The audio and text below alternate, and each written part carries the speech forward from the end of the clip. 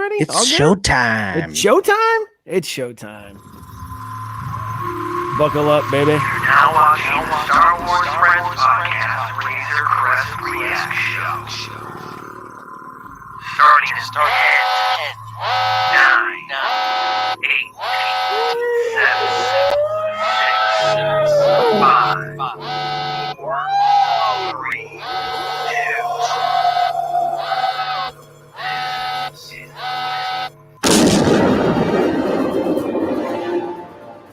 This is the way.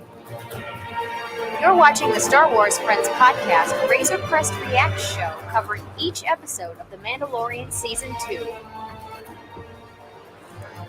Don't forget to subscribe and join the conversation every Friday night at 7 p.m. Eastern. Now, here are your hosts, the Star Wars Friends. Hey, what's happening, boys and girls of the YouTube and Facebook live chat world? My name is Christopher Marinan, and you are watching the Mandalorian Razor Crest React Show for Chapter 12 of The Mandalorian, The Siege. And joining me on this wonderful Friday evening are my Star Wars friends and a couple other Star Wars friends. What's going on, everybody? What up? Are we doing? Yeah, Josh, go ahead, baby. You threw me off. This is Josh, and I have to say I am very excited to be on this live chat with my fellow Metro Detroiters, my fellow Downriver Rats, and most importantly, my fellow AT-AT believers. Boo. So excited. Lines have been crossed. Oh, man. This is Kyle, and I loved today's episode, but at the same time, I feel like every episode of The Mandalorian from now on is just waiting to see Bo-Katan again. Oh, I feel that. I feel that. Preach. Yeah. This is Maggie, and I want to let you know that it's not Dank Ferrick. It's actually Dank Ferret. That was a dank ferret, wasn't that it? was a dank ferret for sure, for sure. And joining us tonight are our very great Star Wars friends. We have Andrea and Lauren from the Galactic Podcast. What is up? Woo-hoo! Detroit is in the house. Clearly. Detroit. What up? What up? So I had to go run and get my vintage Detroit Red Wings hoodie. Nice. So for anyone watching from the Detroit area, this isn't going to be probably the last time you see me wearing this, but it's a special occasion. So I don't bust it out often. It's like a fine Chianti. We call this pandering, folks. Pandering. Total pandering. Total pandering. It's okay. We appreciate it. Yes, But we do. are Midwest folk. We're Yeah, Midwest no, folk. it's fine. Like Like I said, Ohio doesn't have a good hockey team, so you have to cling to the legacy of the Detroit Red Wings. That is Yeah. cold. That is cold. Speaking Maggie the truth, is sometimes the truth hurts. an East Coaster, but Midwester in heart. Does have family roots here. So this is a Midwest connection today. This is good. This is good. Yeah. And our friends, Rebel Art Empire, of course, from Michigan. So welcome everybody from wherever you're at. This is a good night. This is going to be a good episode tonight. I can't wait to talk about Chapter 12, The Siege. Lots to talk about. My God, Carl Weathers. Genius Carl Weathers really delivered a fantastic episode here. So very excited about that. But first, we have done this every single Razor Crest Reacts where we talk about the incredible fundraiser that Maggie and her friends have put together. And I'm so proud of what has Bravo. happened this week. This is so Been cool. absolutely Let me go and surreal. throw this up on the screen here. What is that number, Maggie? What It is is $15,085. Unreal. Amazing. Unreal. I just have to give a huge shout out to Star Wars author E.K. Johnston, who donated $1,000 this week, and then also Meg Dowell from Project Stardust, who also donated $1,000 today. That brought us to the $15,000 goal. When we essentially relaunched the fundraiser at the start of The Mandalorian, we set the goal of $15,000 by the end of the season. December 20th. And so to have reached that goal, essentially this week, I think we raised $3,000 this week alone, just with the two large contributions, and then $12 and $100 donations throughout the week. It has just been yet again just so overwhelming. I think that Candace and Eric and I have cried so much in our group chat because it's just it's really easy to get really upset about things and what's being said by certain members of the cast, but then just to see how the Star Wars fandom and the Star Wars actual Lucasfilm employees and staff and writers and how they react is just it reminds you why Star Wars can be really good. Yeah, So- this is it's incredible. I cannot believe it. When you started this, you had an inkling of an idea, and it has just rightfully so carried momentum, and it's still happening. This is incredible. Yes. So, and today is the Trans Day of Remembrance. That is right. So the fact that, we were able to reach this total and the, aligning with the day of the episode, it just felt like it's heartwarming in a lot of ways. Yeah. Unbelievable. This is we talk about, we're Star Wars podcasters. We talk about fandom, whether, you're on the right side, wrong side, in between, doesn't matter. This is definitely on the right side. This is incredible. You get to see the best of people because of this. And you're really providing a lot of resources for the organization and through this. So good for you. Very proud of you. Very proud of everyone. And thank you everyone that's donated. Now there have been some $40 donations rolled through since we started now this hoodie's really tight. This is like a kid. I can't really, it's like super, I'm squeezed into this thing. It's like a kid's large or something like that. But yeah, right. But so I am planning on sending out these shirts. So nice. Very cool to everyone who's donated $40 to the cause. I am planning on sending out those shirts, but you got to hit us up, show@StarWarsFriends.com. Send me your donation receipt and your mailing address, and I would be very happy to get those out. Awesome. Very cool. EK Johnson, wow, coming through. Meg, seriously, Project Stardust, super cool. So Tiernan's asking about the dog, Kyle's dog, who's just made a guest appearance here. Yeah, sorry, he was being annoying back there. I had to tell him to lay down. I don't know if you can. Oh, there he is. Is your dog part massive? Yes. The armor part, you can't tell by looking at him. So this is cool. All right. So there's another reminder, and Andrea and Lauren, this is something that I don't know if you're aware of this. Oh, God. What? I already know. Is this happening again? What? Yes, it's Christopher. What? Go ahead, Chris. Run your bit. Just do it. That's all. He's always playing some game. We're only halfway through The Mandalorian. Turn off your cameras when it happens. We are so excited. Josh and I are so excited to announce. Oh, here we go, baby. None other than Boba Fett is alive. Yeah. Yes, and Andrea's on Team Boba Fett. Hell yeah. This is so cool. So as your reminder, no booze. This is nothing but good. So in case you didn't know, I'm here to remind you. So this is glorious. We're halfway through Mandalorian season 2, and every week just ratchets up the lore. It expands, it world builds. It's so incredible. And this episode delivered big time. Josh, what you got? Chris, to cheer up the Boba Fett haters, can you hit us with that other placard that you have? Oh, for sure. Listen, this is the other thing. I just want to remind people something else. Maggie. Sasha Banks is a Mandalorian. That's Can okay. you believe it? We accept That's this. okay. Excuse me? We stand. That's your SmackDown Women's Champion. Show some respect. Hey. That's right. Toska Reeves can snap my neck, and I still thank her. So cool. Politely as well, too. Very politely. Thank you. So listen, I think everything going on in The Mandalorian is just, from a story perspective, is just absolutely fantastic. We love Baby Yoda. I think that's the one universal beloved character in all of Star Wars. And this episode was just classic. It was so good. So we're going to dive into our breakdown as we normally do. But I want to know, has anyone watched it more than once? Because I got a second watch in, and it was better. It was better the second time around. So Andrea, you saw it twice now? 4 times, actually. 4. Sorry, guys. Yeah. Whoa. I watched it at work. I did like a listen and a watch on my phone. Got home from work, watched it real quick. Before I went to bed, watched it again. Yes. When I woke up, I impressed. watched it again. Yes. And it did get better every single time. Yeah. It really did. There was, I watch it early in the morning. I think a lot of people watch it before they go to work. They're groggy. They have a coffee, and I'm usually out the door ready to go. But this second watching right before we jumped on here, just really, I caught so many things that I kind of thought I caught on the first viewing, and then I kind of went to work, forgot about it, and then now it just reinforced some things I saw. So I can't wait to break this one down with all of you, because there's so much in here, little nuggets, or were they? I mean, they're not really Easter eggs yet, but maybe if we talk about them. So here we are. Did anyone stay up till 3 a.m.? Has anyone done that? I can't do it. No, the only time I have ever done that. Right. The last time I did that was for The Punisher. Like 3 years ago, I stayed up until like a Netflix release and watched like 2 episodes. Never again. It's not worth it. You're so tired.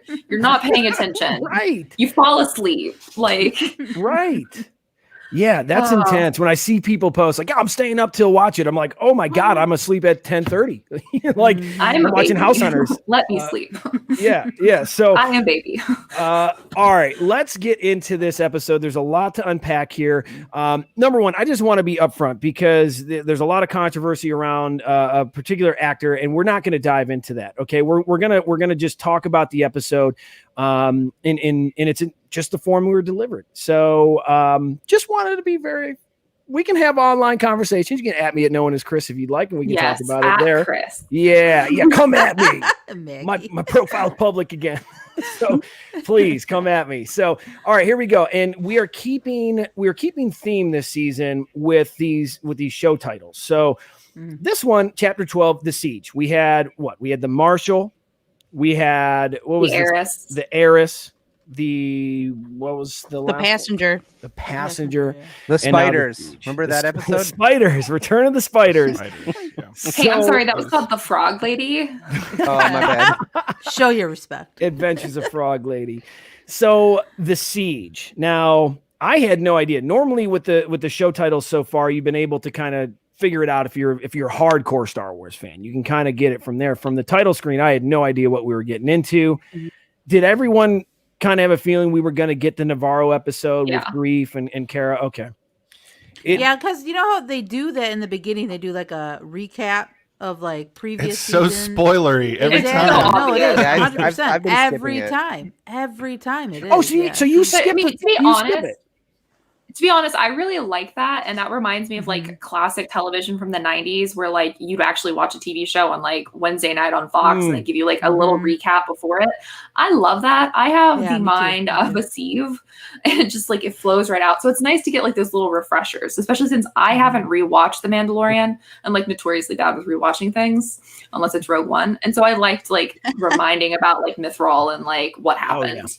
Yeah, and that was, oh boy. Am I on Team Mithril now? Okay, and I was such a hater. A complete 180 for Chris. 180. Jeez. I know our friend Scott is probably going to kill me. He hates how I flip flop on these things. But hey, you do. the story evolves, and it's okay to change your mind. It's okay to change your opinion. It's true. I still feel the same way I feel about Rise of Skywalker. That's a whole different story we can get into. No more Rise of Skywalker discourse but today. you liked it. I think you liked it more at first, and then we talked you out of it.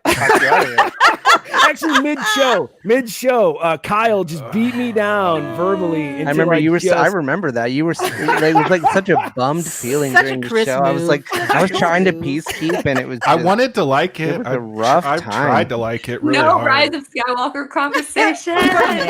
Poor Maggie. I still haven't healed fully.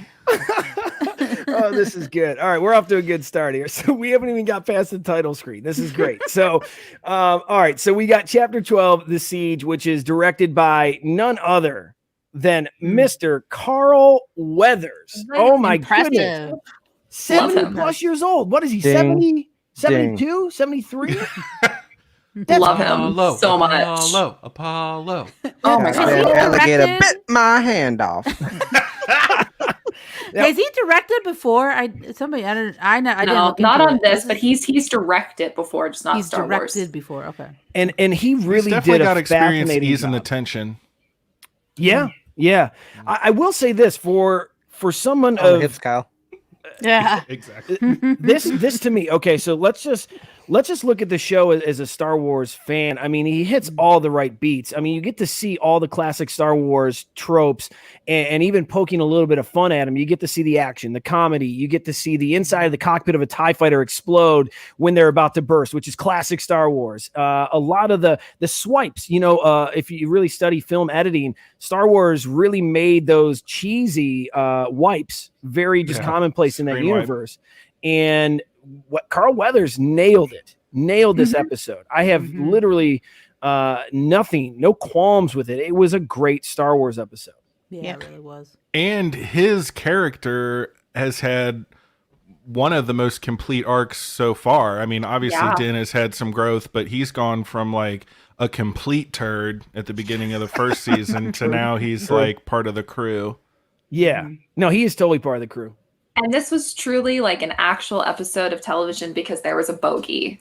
There was, you could see a crew member behind them. And let me just tell you, as somebody who works in the film industry, it is not a true movie until you have a mistake like that. Starbucks it's not. Like Starbucks. I was just gonna say Starbucks. Good Lord, like Good Lord Bird just recently had an episode, and you could see the green screen like down an alleyway in St. Petersburg. It was like funniest thing. Like that's TV to me. Yes. I have to say, Grief Karga's arc too. There was a nice callback. I don't know if anyone remembers, but someone was talking about Grief Karga in the first season and said he's a failed magistrate. So for him to be like successfully running the city now. Is like a cool, like full circle moment for him too. Very cool. Yeah, so let's get into the city. Let's get into a few things here. Let's start sharing some screen caps here. And as always, I have technical difficulties, so Andrew and Lauren, bear with me. I'm literally scrambling to get these photos right before we go on air, and I try to get them in order here. So here we go. It opens up with this little cutie, just eating a little bit of broth there. No, it opens up with him trying to teach the child how to do the wires. This is the close. Oh, is that okay? That Okay, was let me back up a little bit Yes. here. So, see, I got these out of order a little bit. We cannot that forget that. wire scene. Oh my god! it's Well, so I didn't good. forget the wire scene. Let me. There Anyone better be who a plays baby with Among wires Us, pop. who plays Among Us. Here we go. I was So, just gonna say it couldn't be more topical with the Among Us. Baby Yoda's activities. looking pretty sus. I think it's Very so sus. he's in this little tiny compartment trying to rewire, look at and you him. get this incredible scene of a father trying to teach their child how to repair something, and he's just not getting it. And it's Good the on Din being cutest- patient though. super patient, So especially patient. in a starship hurling through space. Yeah. Just super calm. So you get this other funny moment here of Din poking his head through this little portal. I love that so much. I saw Din Djarin vent. So this is a great little piece of comic relief. This is classic Star Wars humor. It was but such a dad moment too. total dad moment. This is like Han and Chewie trying to fix the Falcon. A little Right bit. on. Yes. I loved it so Yes. much. Yes. Yeah. And so now we have them. They Baby Yoda smokes himself. He just gets hit and doesn't do the right thing. It's such a cute little scene. This is a good point right here. This is like that scene where Rocket is trying to tell Baby Groot like what buttons to press. Yeah. with the hole. Yeah, No, that's not a this good one. call. It's Does anybody have any obviously it's a tape? little bit calmer energy, but That's Why does true. Nobody have tape. Yeah. And how bad was this? Did this Moncala do at fixing this thing up? Oh, he my didn't even put the goodness. red and the blue wires in the right place. Give me a break. Terrible job. Terrible. I mean, you saw it. You saw us covered it in. was a mess. webbing and It was a stuff. mess. Here it is. Look at this cute little moment. Aw. And This for moment. everyone that has asked, how does he eat? When does he eat? When does he drink? You're here you go. Questions Okay. answered. So, I just have to talk I about feel like this. Yeah. Go ahead. Go ahead, Kyle. I'll let you talk. I was gonna say I feel like this is a little bit of development for him. It is. Yeah. Like lifting that Yes. the helmet up, and he's like evolving his way, and you can see the first time he did it, Baby Yoda looked at him because he and was like, yeah. "Wait, what are you Yeah. doing?" so yeah. cute, man. Seriously, And then when the this second moment time they happened, did it together, yeah. Like when this moment happened, I was like, okay, so we're finally seeing like Den being like, maybe I can show some of my face. Yeah. the yeah. chin slip, yeah, exactly. It was Totally. very, Chin very And I thought, sexy. and I honestly, I don't know if anybody else has felt this way, but like when they were sitting there eating and I saw that Den had a bowl of like the broth in his hand, I was like, is he just going to take his helmet off and just be like, Right. chill? My heart was like, Right. I've not we'll had enough see it. coffee for this. I literally Yeah. paused it and like took a sip of coffee. I was like, okay, I'm ready. Like The bendy straw. Who wasn't rocking the bendy straws? Oh yeah, I love that. still rocking them. Yeah. I wonder yeah. if he would, if like Din would have been doing this in season 1. I mean, I doubt it, but like you can No. tell, Seemed like we're like it. talking, Because like you can see so the much of his comfortability. face. Yeah. Yeah. Like Yeah, it's- it felt and the like way it the was. child was like, Yeah. Oh It God, I felt like can't it was wait. a change for him. Yeah. Yeah. And Oh, you're you were right, a Kyle. robot this whole time. Yeah, Kyle, you're right. I think the Bo-Katan speech to Din about him being a religious zealot coming from the very hardcore sect of Mandalorians, and then understanding that. Yeah, I mean, it's just like dipping your toes in the water. You're afraid to swim, but here we go. Let's see what happens. He's not I'm ready like, to do is- full frontal, but he can show a little chin. little bit, yeah, Take it off. PG. maybe the next week nerd you'll comes take out. the whole helmet Frontal off. face, Heyo, guys. maybe.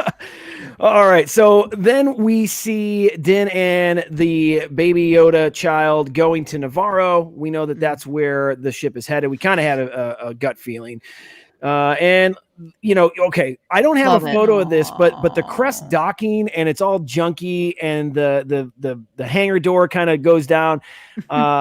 It's funny; it gets stuck halfway, and Yeah, it it's didn't just even like hit the ground. Yeah. He had to like jump down. right. It's so funny. It reminded me in Clone Wars when Obi-Wan borrowed a ship from Anakin and he went and docked Oh, on Mandalore and he yeah. had to like kick the door down. It was like, Yes. last time I borrow a ship from you. I remember that's a good idea. Yeah. Well, he jumps down from this hangar and he has a reunion with his good friends Grief Karga, Cara Dune, and to be real, I mean, I know that they had only been in a few episodes together, but I think the chemistry is just really, really fantastic between these characters. I really do think that these characters mesh well together and the story makes sense. It's a linear story where you understand where they came from and how they're here now. And of course, Grief, lovable Grandpa Grief, is just he's the cutest with the little baby. Well, the baby saved him too. Remember in season Yeah. 1, he was going to die, and the baby saved his life. So I'm sure they have a special bond. A little bond. So they're walking through the streets in Navarro, which, if you can tell, is a lot brighter. It's looking good. It's got some plants. It's got some plants throughout the streets. Got some citizens in colorful colors. Got some Yeah. landscaping Statue. going on. That's cool. Yeah, this is good. And so this is something really cool. So we're Look at that starting to shrubbery. see, some shrubbery, some off-wheel Jawas. But you guys see what's in the back there? Yeah. Anyone see that? IG-11. It's Yeah, a so let me go IG ahead- statue. Let me go ahead and zoom in on this here. So for anyone that didn't catch this, I didn't not, catch yeah. it till the second viewing here. So our good nanny droid friend IG-11 is Yes. immortalized Aw. as a statue on Yes. Navarro. Tiernan Incredible. sent me He this saved the picture. town, right? Oh, Yeah, That's absolutely incredible. So, So I've got a question while we're at this part. Is this, because he said, I'm surprised it's still standing. Is this schoolhouse what was the bar that they had the Yes. little Yes. standoff Yeah. in and the Yes. flamethrower and all that? yeah, They did a heck of a cleanup job on that guy. Yeah, it was a heck of a cleanup job. And really you walk it. So Grief and Cara, you learn that Cara Dune is now the marshal of Navarro. Can I just say there is only one marshal in my heart, and it's this guy right Everybody's here. got to be a marshal now. Yeah. Yeah, Right that's here? right. I was like, dang, everyone's a marshal. That's the term they're going to use now. They can't okay. I guess that's now canon. Don't forget everyone's a Marshall marshal. Mathers, 100%. Detroit. Oh, There yeah. you go. Ah, There's here only we one. go. There we go. Land on You're my- thinking of Highlander, actually. There can be only one. So they are walking through the town and they are Mando's commenting on how lovely it looks and how great it is. And then they enter into, to Kyle's point, a building, which is the bar that was shot up by the E-Web cannon and was vaporized by the incinerator trooper, and Baby Yoda kind of held back those flames. end We well got that for giant him, explosion. Mm. And I don't know how much time has passed, but they really did. Whoever the city manager is has done a hell of a job renovating this town. So very proud of them. Now we get to one of the cutest moments I've ever seen in Star Wars. Oh, Come on now. School. Come on now. Baby Yoda goes to school. How friggin' cute is this? How cute is this? Is there a pop of it yet? I'm surprised it hasn't been advertised. It's coming. It's coming. Yeah. Now, Monday, right, baby. yeah. can I see that need one Baby coming. Yoda with the little The little Yes. macaroons. macaroon. So they go to a classroom and, Grief Karga's like, all right, hey, we need to talk to you about some business. We got to set the child here. Mando goes wherever I go, he goes. And Grief convinces him to let the child sit at this like random schoolhouse with a protocol droid teaching, which, by the way, if you go back and listen to the protocol droid speech, they're talking about trade routes. I don't know if anyone caught the dialogue. It's great dialogue talking about the trade routes, the Outer Rim, and a lot of really cool little things. The Kessel Run. The Maelstrom, the Maelstrom, or whatever. Fun, man. Really great. Once again, great writing, great nods to all of Star Wars in this episode. But of course, Baby Yoda sitting at a desk. Din relents and says, "Okay, I trust you, Grief." Baby Yoda has never done anything. Ferris. So he's sitting there and he looks over, and this student is snacking away at a desk. Now, I wasn't allowed to eat from what I can remember in elementary school. I wasn't allowed to eat at my desk, but then the Outer Rim, anything goes, clearly. Yeah, it's lawless. This kid has vacuum sealed macaroons, clearly macaroons, which are I love macaroons. So pistachio, aqua flavored, whatever this child's eating. Blue milk. Aqua favorite. Blue milk. Oh God, yes. Blue milk. Oh, genius. Sorry. I like that. I actually think it's their tube chowder flavored. That's what chowder. Love the chowder hose. Tube chowder Macron? No, thank you. Yeah. Okay. So, of course, naturally, the child wants to snack on it. He's looking at him. The kid's eyeing him up. The kid's like, "No, man, this is mine. You get your own. You get your own." And it's the cutest thing. The kid eating the snacks is in focus, and you see the child in the background raise his hand, and you know what's about to happen. I thought he was going to choke the kid. I was so nervous. Oh, no! I was like, "Don't be violent. Control yourself." Oh my God. But you see the hand come up, and then there's this cut scene, and then all of a sudden the child has the snack, and here he is right here. Come on now. Come on now.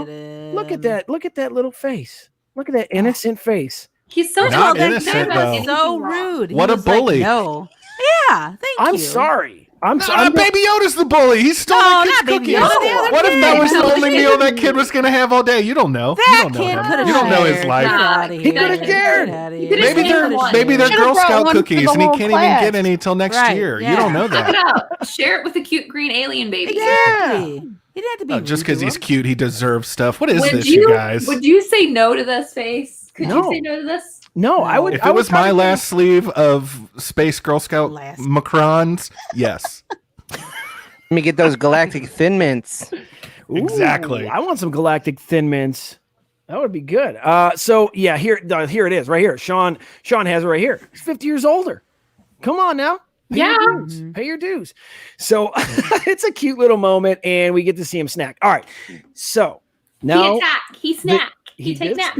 That's right. So we do get that whole scene. Fantastic. Now we got to get down to business. We see Grief Karga lead the Mando and Cara Dune into another room, which we get to see our old friend, the Mythrol, who is played by Horatio Sands, who I dogged relentlessly in season 1.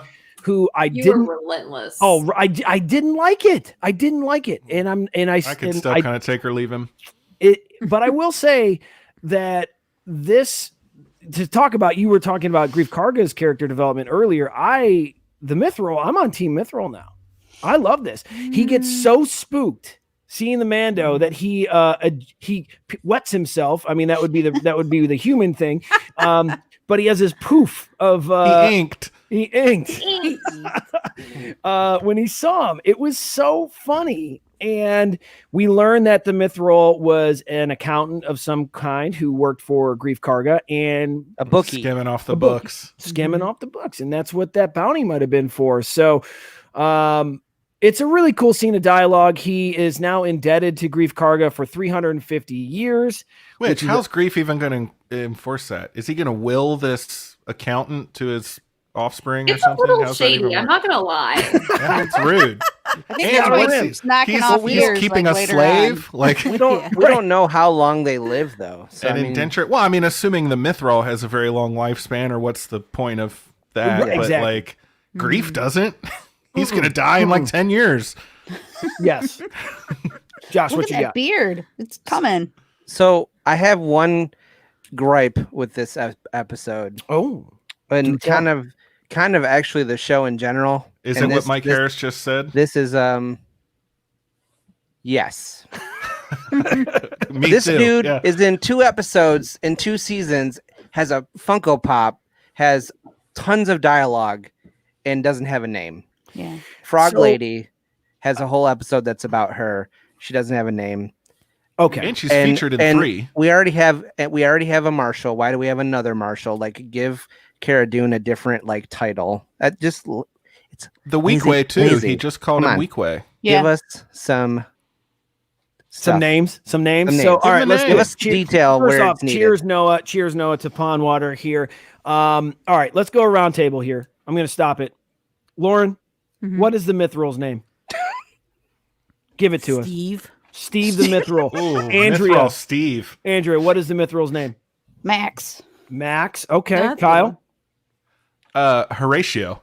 I think Wow. it would work. Oh, Yeah. Okay. That could work. Yeah. Maggie. Mithril.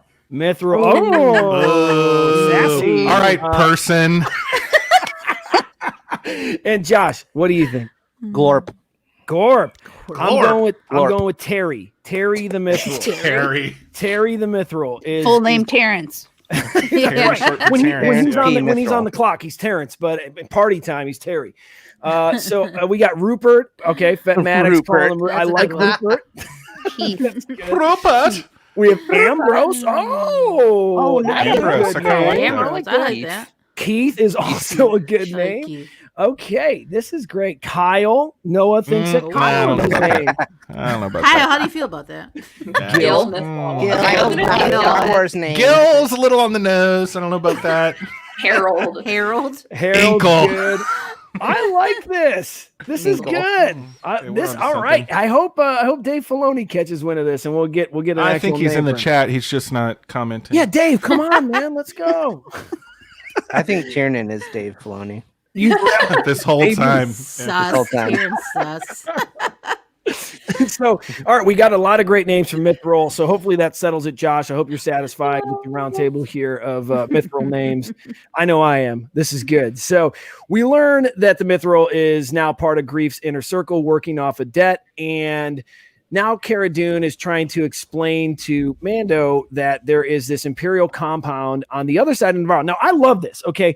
I love, because whenever you in Star Wars, okay, and I am a lifelong Star Wars fan, and they just fly to one spaceport on a giant planet. I know how big Earth is, and I'm like, there's got to be different continents. There's got to be different weather patterns. How is Tatooine an entire desert planet? There's all these like science things that my brain kind of like, okay, what's on the other side of this planet? There has to be more, and so they literally answer this in a beautiful way here. On the other side of Navarro is this Imperial compound that is a leftover. Kind of just a remnant, we'll use that term, a remnant facility of the Empire. And it's the last stronghold on Navarro, to Kara's point, saying that, you know, it's a ghost crew, or a skeleton crew, there's not many people there. And, you know, we got to get rid of these people so that Navarro can finally be free. Love it. Very noble, very cool.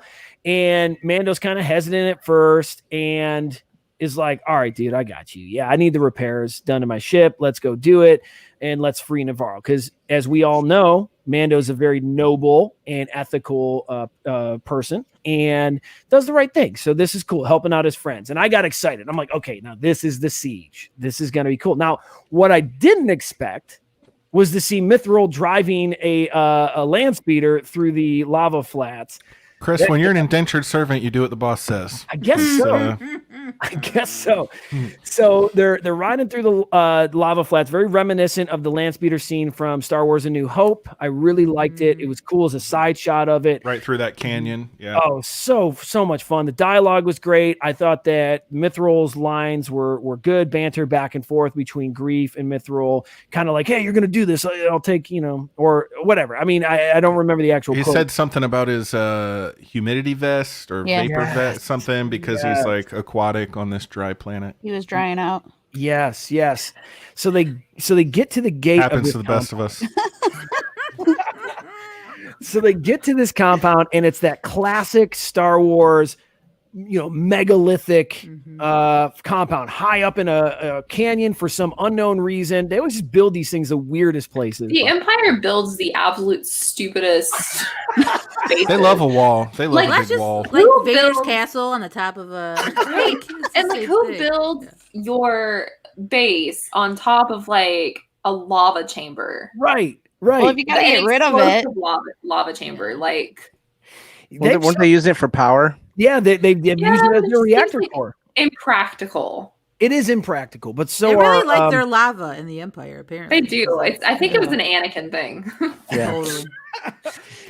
But it looks great. It looks great. I thought it looked very reminiscent of a lot of the Rebels Imperial compounds from the cartoon, as well as the facility in Rogue One where Galen Erso dies. I thought that was very similar as well. It also looked like, oh my gosh, what is the video game called? The really popular one, Cal Kestis. Fallen Order. Yeah, Jedi Fallen Fallen Order. My brain was like blanking out. Yeah. It's like, Lots of Star Wars happening. It's okay. Disney's giving much us a ton of Star Wars. So this is a really cool looking structure. Now they get to the doorway here, and Mando's trying to get in, and he's like, "Oh hell no, can't get in. These controls are fried." And it's because that valley that they're in has a lava flow that comes through, and it burnt through the panel to where Kara says Imperial trash, and it's. It's one. They of those didn't get the right. She said something about they didn't get the right panel that was graded for lava temperatures or something like that. Yeah, that's a hell of a panel. I don't even. Yeah. I mean, that's.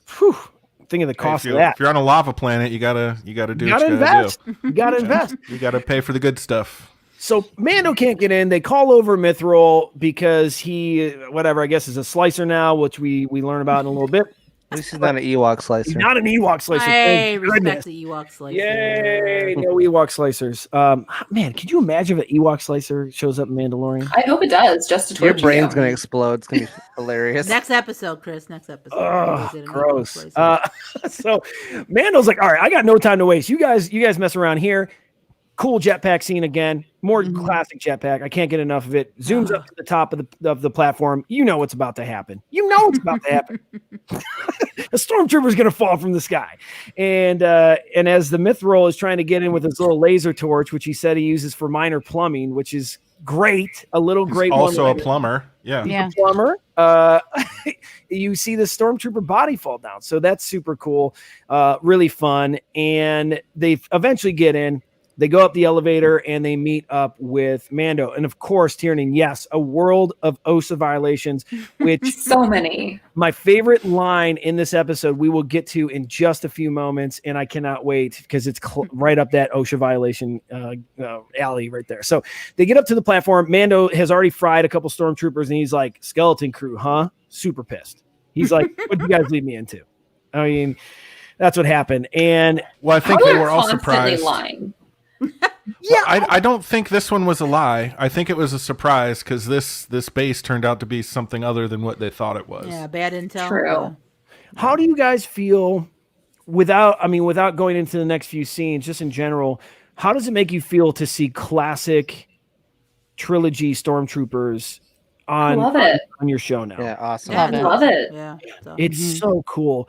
And they were so well done in this episode. It felt like I was playing old video games again. I felt like I was playing Dark Empire, Dark Forces. I felt like it was classic New Hope Stormtroopers. The dialogue, just seeing them clean too. Very different from last season when we saw the Remnant Stormtroopers. This is really cool. So I felt very at home in this episode. All right, we got another photo here. So here's where the siege takes place. these folks, these fine folks, are now running through this Imperial compound. They are trying to find the reactor core so that they can overload the reactor core and blow this place up. So, they're running through classic hallway scenes, a lot of cool stuff going on.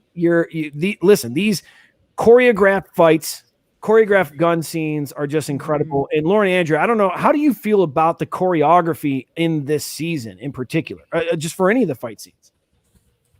I mean, what really stood out to me was last episode when the Mandos were fighting, the Night Owls were fighting. It was just absolutely amazing. Kept a really good pace. So good. I felt like this episode was a little too much pew, pew, pew.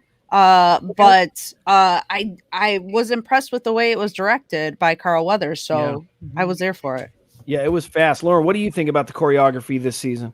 Yeah, I mean, you can tell it's stepped up. It looks cleaner, more organized. Not that last season wasn't, but you could tell, I think, last season where they put the money, and that was in the volume. I mean, you can tell that. They obviously this season they don't have to worry about that. Now they can throw everything at CGI, better, choreography, or, just make things a little more crisp, a little more, just more Star Wars. And it's great. And that's a good call. I mean, their budget's gigantic. And you're right. They had to use that budget to build the volume. And now that they have this massive toy to play with, it's on. It's on. I think that's why we've seen some of those bigger action set pieces and some more, I guess, variety in the costuming and all kinds of little things like that, because there is more money available. Now, you can definitely tell these last two episodes where it's the difference between last season and this season, where you can tell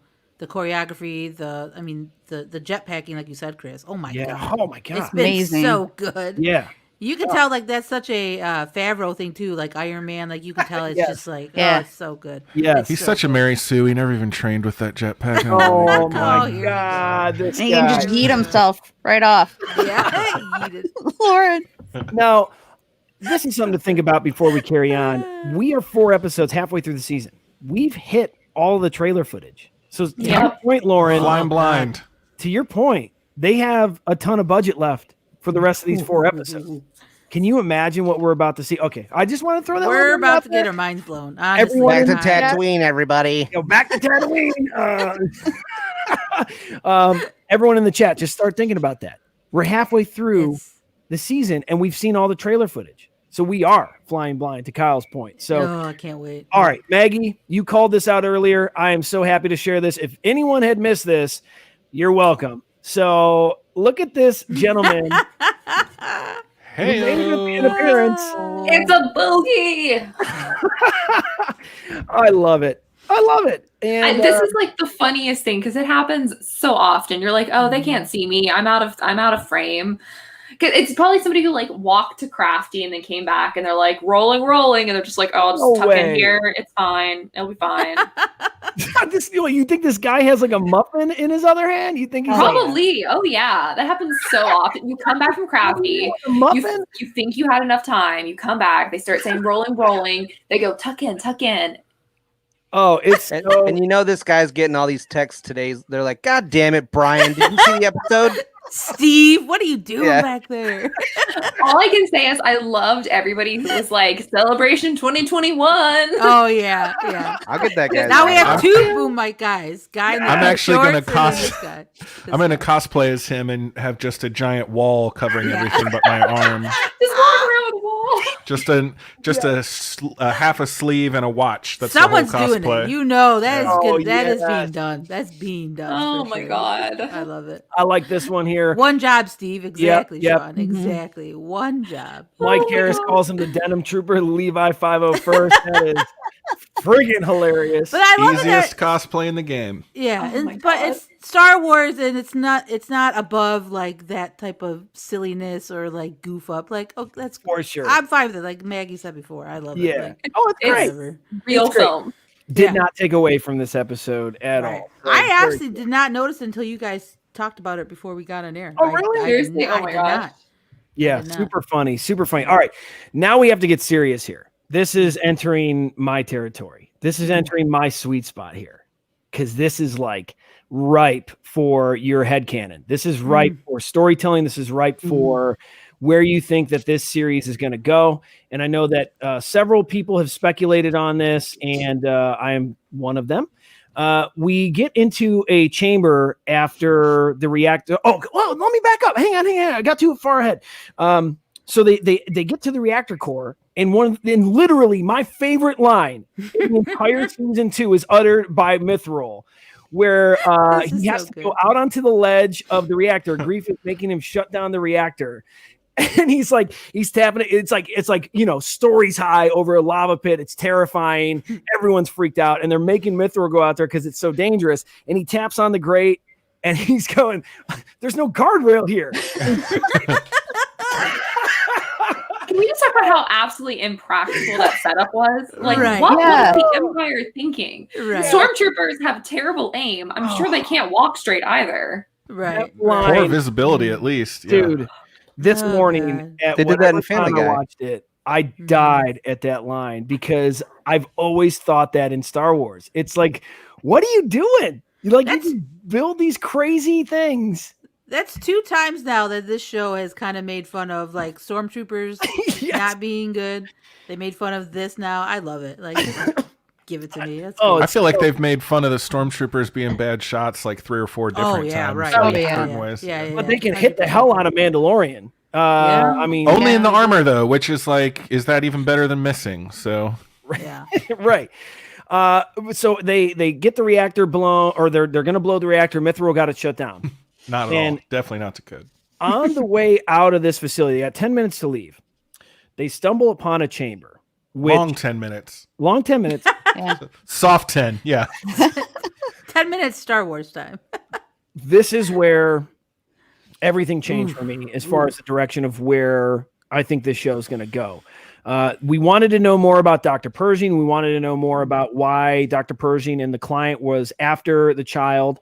And I think we got some of the best breadcrumbs here, at least for folks, for Star Wars fans who have an active imagination or love the EU or just really want to connect the dots. What they laid out for us in a 2-minute scene is just absolutely incredible. So if you don't know what I'm talking about, it's magical. They open this chamber, and then there's 2 guys at a panel who like panic, and they're like, destroy it. They start firing at the panel to destroy whatever evidence is on there. Of course they get smoked, and Mando, Grief, and Kara make Mithril open up whatever's on this panel. But in this room, you see these tanks, and I don't know if anyone noticed the song. The act, and Josh is shaking his head. He knows. I did. So, does anyone want to just guess who this is like? Snoke. And what song was in the background? Snoke song from Force Awakens. Ooh. Yep. Anyone else goosebumps, or am I the only one who has goosebumps? Freaked out. And okay, can I go on a brief tangent for a second? Please. I love what Dave did with the Clone Wars and connecting the Clone Wars with the original trilogy, connecting them with the prequel trilogy, and in general, connecting all of the animated series into the larger canon.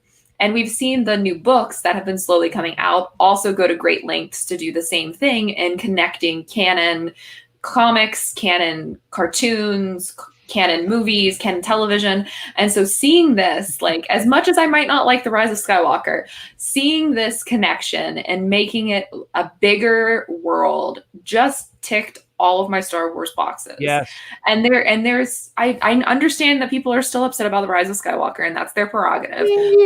Yeah. And I'm never going to not be bitter about The Rise of Skywalker. But if Dave and John can connect The Rise of Skywalker into the larger world, I might actually soften a little bit, because I just want it to be more connected. And I felt like the Snoke stuff in The Rise of Skywalker came so out of left field, even though obviously there's stuff in the expanded universe. Yep. That seeing it tied into The Mandalorian is just going to be Yes. Thank you. Preach. Josh. I've had it on my mind all morning. Our resident John Williams 1%er, Mr. Josh. Well, yeah, I'm not. I said the song. So this one scene with Snoke in the jar, we think, and the M count thing ties the sequels and the prequels together in a nice bow. And to go on what Maggie said, I think like the road to like healing for the sequel trilogy is these kind of things where we can tie it into the greater universe. If like we're getting that, we might be getting that Snoke or / resurrection of the Emperor backstory that we wanted and that was lacking from Rise of Skywalker. Agreed. / you know, Last Jedi, Force Awakens. Can you imagine if they figure out by the end of Mandalorian how to tie in the series as well as they did with the Clone Wars and Revenge of the Sith? Oh, they will. My God. And I kind of foresaw this happening last year when there was the tie-in of Baby Yoda doing force healing tied in then with the Rise of Skywalker. And I was like, okay, so they're going to try to like bridge the gap there. And so I like what they're laying out. And I don't know, I am a huge fan of the expanded universe. And like, obviously there's a whole like Palpatine cloning thing in the expanded universe. And so anything, even if I might not like how it's done, that legitimizes the stories that I grew up with in the expanded universe. Agreed. I'm going to be there and I'm going to support it. Agreed. Now look at this shape here. You guys I'll see be honest, I did not catch this. Like, so are you serious? Really? I swear to God. I don't know if I wasn't paying attention. Like, Lauren, how you feeling right now? It's a lot, honestly. Right? It's a lot. She's gonna sign off and rewatch right now. Yeah, I'll be right back. Hold on. But look at this. So you guys just saw the last two images I put up. Very similar skull structure. I feel like you can see the scar. Yeah, that's what I see. Yeah. Let me pull that back up. Let me pull that one back up here. So I'm gonna get close to my screen. I can't see. I know. I did that to my TV in my today. living room and I was staring at my TV. There you go. Let me zoom in for everybody here. If anyone Enhance. Yeah, it's totally him. Now, if you're listening to our audio podcast of this show, just go ahead and rewatch the scene where they enter that chamber with all the tanks of bodies, where they talk about the M count, as Mike Harris brought up in the chat, and Josh just talked about a moment ago. That M count, we do believe, is midichlorians. Yes, 100%. Just how incredible! So I've got another thing too. So when we do pan to Moff Gideon, like right after that, were those just TIE fighter helmets and suits, or what? We'll talk about that. We'll talk about that. Okay. I got a lot to say about that. Well, so do we. What did you think about when Dr. Pershing, is that his name? Yeah. When he said that there was a volunteer for the next time? Like, there's just one. There's not multiple volunteers. Do you think we're going to see this volunteer? Ooh, could we see a healthy looking Snoke? Right. Who could it be though? What if it isn't Snoke? What if they're like practicing? So like my philosophy and like my theory was that they're practicing on putting midichlorians into normal people so that they can create like super powerful soldiers. Dark troopers? Dark troopers, which is also like, that's kind of some expanded universe stuff. Ooh, yeah, and Scott's got it too from Dark Forces and Dark Empire. Kyle, that's where I was going with this, is that those, what you were talking about, I believe are Dark Troopers, which we'll get into a little bit later. And so at the end there? Yes. I think they're Dark Troopers. Yeah. Yes. And I thought that whole thing about having volunteers, and I was like, okay, so is it going to be somebody that we know? Is it going to be somebody that we are familiar with from like the original trilogy that like somehow ends up like somebody from the Empire that maybe we know of already? Because it just felt too, like it felt too pointed of like, we have a volunteer. And it was singular. And we all know that like, they like bringing things together. And so I don't know, I got really excited about it because I just like, again, legitimizing expanded universe stories. Like there is such a beautiful world of expanded universe to pick and choose from, and they're picking and choosing some of the very niche things. Yes. I'm hoping the volunteer is Werner Herzog. I want that dude back. It's a client. Oh my gosh. Could you imagine? Oh, so good. Oh my God. So like on one hand, they answered the question about what they were doing with Baby Yoda, and they were harvesting his blood. And it seems like what he was saying is they were using that blood to keep Snoke or whatever's in that jar like kind of alive. which is also different than there's a volunteer. And then there's all. So I feel like there was potentially multiple things going on with this, because I don't think whatever's floating in that jar was a volunteer, right? But he did say that they were using that blood to keep it alive, and it was right there. So like, I think there's multiple things going on here. And I wonder like if I that said, volunteer... they answered a question, but we have more still. I wonder if that volunteer has Mandalorian ties. Because you don't. Since the show is, and Andrea has always brought this to my attention. She's like, it's Star Wars, but it's Mandalorian. So like, we would need to follow Mandalorian lore, Mandalorian this and that. That's quirky. Yeah. Oh my God. So I wouldn't be surprised if it's some type of Mandalorian, like ex-Mandalorian. How crazy would that be? What if it's Boba Fett? Here's your Boba Fett. I was just gonna say, what if it's your Boba Fett people? What if he's the one volunteer, man? Strong take. I mean, it's not far fetched. Oh my God, Maul. Rebel Empire. No. Maul just doesn't die. You can't bring him back to life twice. Come on. Dude, he came back in the holiday special. Get out. Oh my God, how fun was that? True. That's true. Him crawling. That was how fun was that? That was good. All right. So what a great scene. I think that all of us kind of geeked out about this. Lauren, glad that we can share this with you. I know, yeah. So thank you. Very cool. So lots to digest. I'm sure we're going to digest this over the next few weeks. Who knows if we're going to get any answers to this as the season progresses. All right. So they get out of there, and Mando realizes, like, oh, Moff Gideon's still alive. This recording's only 3 days old. The child is out in a schoolhouse with a protocol droid. Yeah, and he's like, I'm going to take my jetpack. I'm going to go. So he runs one direction. Greef, Mithril, and Kara run another direction.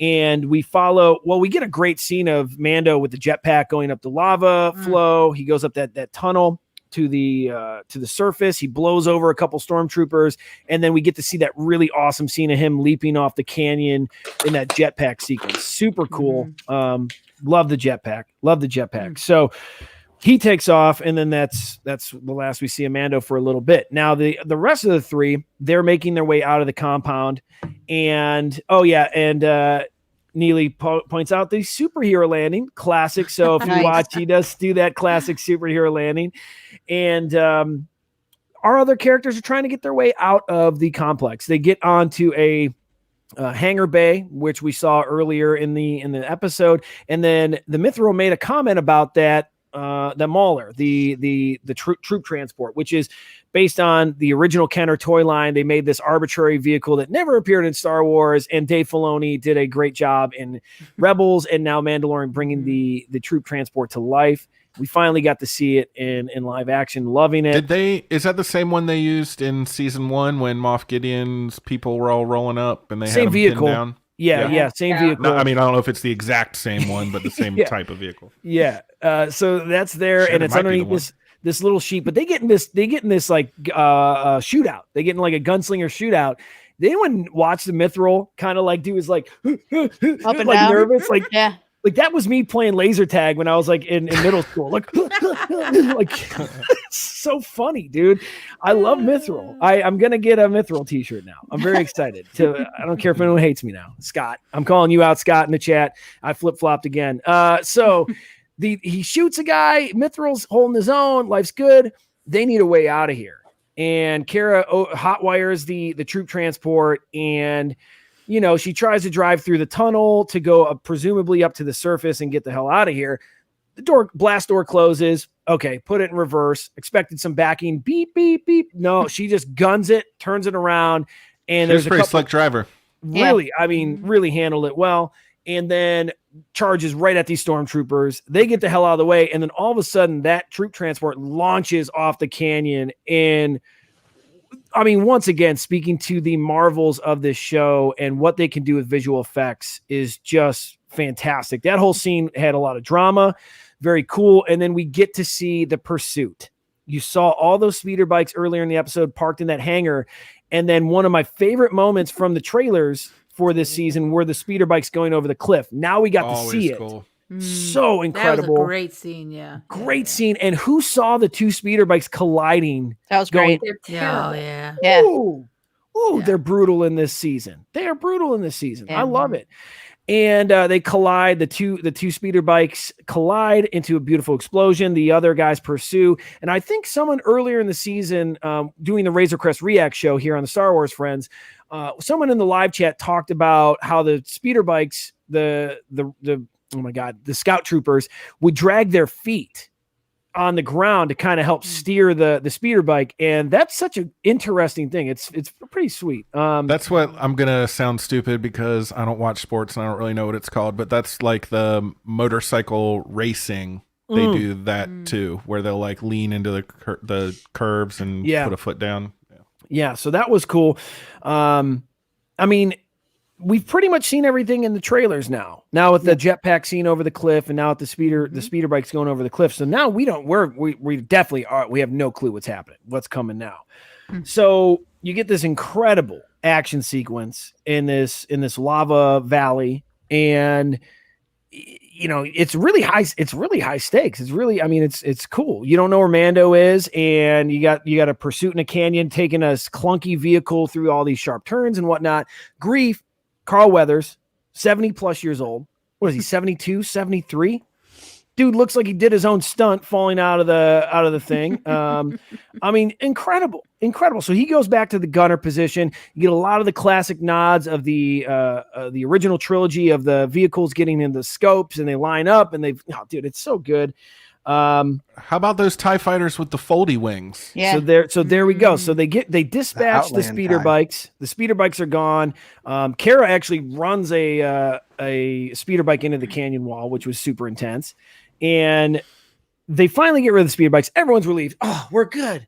We're gonna go back to Navarro. We're gonna have a blue milk macaron, and life's good. We're gonna catch up with Mando, and all of a sudden, the entire facility blows up. Boom! You see this awesome shockwave, and little do our heroes know that those TIE fighters with those flappy foldy wings, they're in pursuit. But you get this beautiful moment in the episode where the soundtrack drops out, and you hear the sound of the TIEs, and that is an unmistakable sound. Yep. If you're being pursued by TIE fighters, it's probably a terrifying feeling. Yeah, so you don't want to hear those twin ions. Oh no. So you hear them, and they're like, oh, it's not over. Okay, let's figure this out. They're in another little battle here with the TIE fighters, and Greef, he's doing his best, blows up one TIE fighter. That thing hurtles towards the transport and melds with the transport. It like disables the gun. That was intense. That was cool. I love seeing the TIE fighters blow up in the cockpit. Does anyone else like get super stoked with that? Shot. Oh, it's so cool. And these were like aggressive ones. I mean, they did not use a Wilhelm scream for these, which if you know Wilhelm scream, they actually blew people up. It was their real scream. Carl Weathers. Yeah. I mean, he's definitely a method director.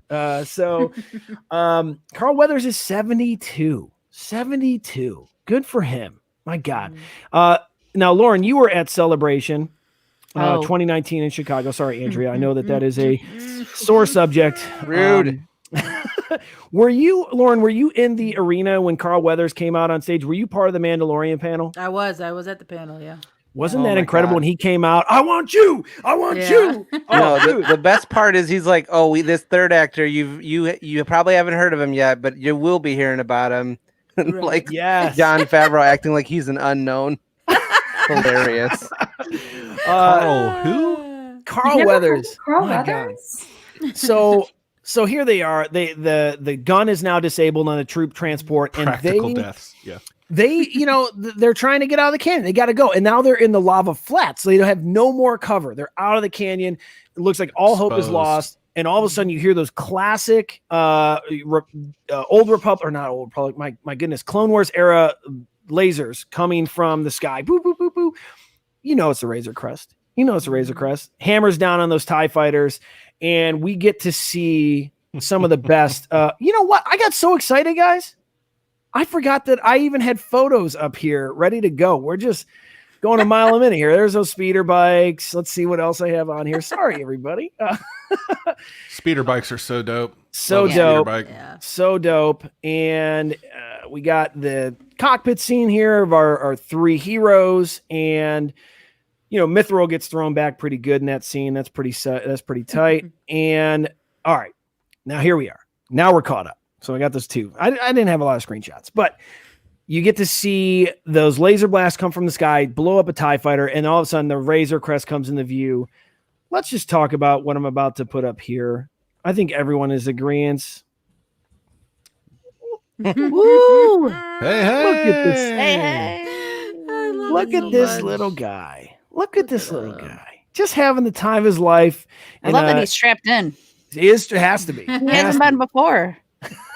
Yeah. Well, I mean, Mando's Finally. pulling some serious maneuvers here. Some little He's maneuvers. such a dad now. Low Little maneuver? Space Daddy. Yeah. Josh's namesake, his rap namesake, Space Little Daddy. That Maneuvers. sounds inappropriate. This Space is still... Daddy. No, Space Daddy works. We can call him Space Daddy. It's okay. Maggie knows Space what's up. Daddy. Oh my goodness. We're in this dogfight, and the Razor Crest is put back together. Wow, did those mechanics that Grief had on Navarro Way really better. do it? You mean the brand sketchy? new. You mean the sketchy person working on the show? Yeah, minus Right on. the one being a scoundrel. They were better at their trade, at least. Yeah, they definitely were. The Razor Crest is in form again. Yay! Very excited about this. And then And, I flew up. He Mando pulls some really great maneuvers in this thing. And he's doing these moves where he's cutting the engines, letting it fall using gravity to do a lot of just really intense flying. And then there's this scene where the TIE is coming head on to the Razor Crest. And they both have each other in their sights in the guidance system. And Mando just happens to shoot first. Who shot And first? Mando shot first. But then here it is. Oh, baby. That's what he moves- gets for eating the whole sleeve of stolen Girl Scout cookies. I just want to say that I had like predictive programming because I put this bib on my child last week so he could have some chowder. And obviously, Den needs a nice "I love my daddy" Nice. bib because Yes. So the child was eating those delicious blue milk macarons while Mando is pulling those little maneuvers in the sky, which just wrecked his stomach, and he barfed all over himself. And to Mike Harris's point, Mike loved it so much he changed his Twitter handle to Blue Baby Yoda Barf. Very Mike's good. handles are always Solid handle, Mike. Solid. Let's just put this up one more time. Now, Kyle, you brought this up earlier. I don't think we're going to get the child at a desk as a pop. No. I think we get the barf pop. The blue barf. The blue barf pop. And They'll I probably think release 3 or 4 pops from this episode. the variant. You have a Mando glow in the Monday. dark. You'll have Mando Monday is going to have a glow in the dark barf pop. That's a chase. A Or chase. Hot That's a Topic variant.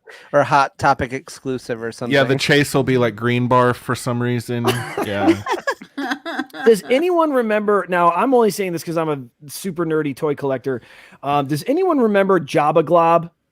Does that ring any bells for anybody? No. So during Sounds made up. It's not. I promise you. If you go to Fake Evil Bay, news, you'll Chris, find fake Jabba Glob.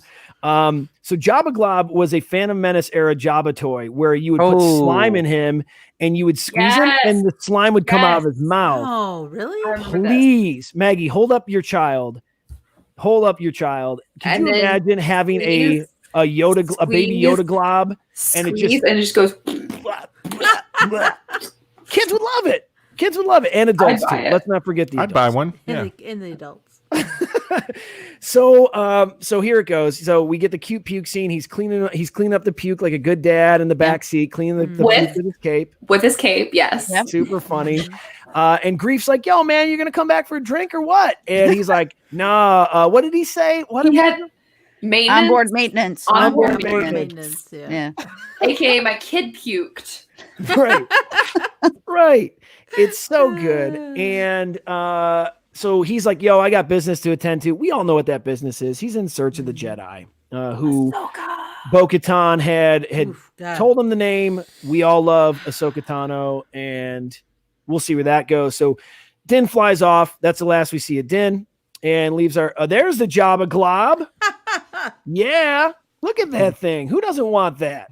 Who doesn't want that on their toy shelf? No. No. No. Terrified. Lauren is terrified. I'll make sure I know what to send you for Christmas now. So, thank you, Chris. Oh yeah. So we have the Mando flies off. He's going off to Corvus to find the Jedi, or at least we presume so. But he also wants to get out of the system because he makes a comment that he wants to get out of there in case Moff Gideon is on his trail, and leaves us with that. Little does he know. Little does he know. Indeed. Craziness. Now we go back to Navarro. I thought the episode might have been over, but we go back to Navarro to see Grief Karga hanging out in his office with Mithril. But we get to see our good friend Carson Teva, who is a New Republic officer. And he's there inquiring about the Razor Crest being on the transponder at Navarro. And we all know what happened in a previous episode, trying to get the transponder on for the Razor Crest. He lets Carson Teva and Trapper Wolf, played by Dave Filoni, they let Mando live. So now they're just following this. Now, lots of interesting dialogue here. Grease playing it off like, I never seen this guy, man. Like, you got no proof. Sorry. You know, it doesn't... my hands Grief are clean. like, I plead the fifth. Fuck the police. Like, he doesn't care. I plead the fifth. I really do not like that the New Republic are basically the police. It does not make me called him an officer too, right? He did It call him an doesn't officer. make me happy. Yeah. Now there was some other dialogue, and Andrea, you may have caught it with your watches, but there was dialogue about, you know, what are you doing out in the Outer Rim? Like there was like some comment about being out in the Outer Rim, and like, why don't you just leave us alone? Well, earlier in the episode, he said that the New Republic needs to stay out of the Outer Rim, that the Empire couldn't even control it. Why did they think they could? Yes. Yeah. Exactly. And that's a like long standing like issue with like the Outer Rim didn't really like either of them. Yeah. Sort of like the North in Game of Thrones. Yeah, like they're just like, no, leave us alone. We are on the We do our outside. Go deal with the Inner Rim stuff. Like, leave us alone. Right. So Carson Teva leaves and doesn't get the answers he needs or wants, but he goes up to Cara Dune, who's hanging outside of the Grief's little room there, and he goes, "Hey, whatever, why don't you join us? You're a pretty good trooper. Heard you from Alderaan," and he asks, and listen, this guy, I forget his name, the actor, he's fantastic. I love him. And just a brief little couple scenes here. Because his reaction to learning that Cara lost her whole family in Alderaan was just subtle, but the acting was really great there. Kyle, what you got? So I was a little unclear, and I haven't gotten to watch it a second time yet, so maybe I just missed a little something, but they let him go last time and said, just, fix your transponder or whatever thing they told him to do, and now they're hunting him down again. So, like, I don't a few understand days later, why are they chasing after him? Leave him alone. Stop. Andrea, what you got? What's your theory? I think they showed up because of the explosion of the old Imperial base.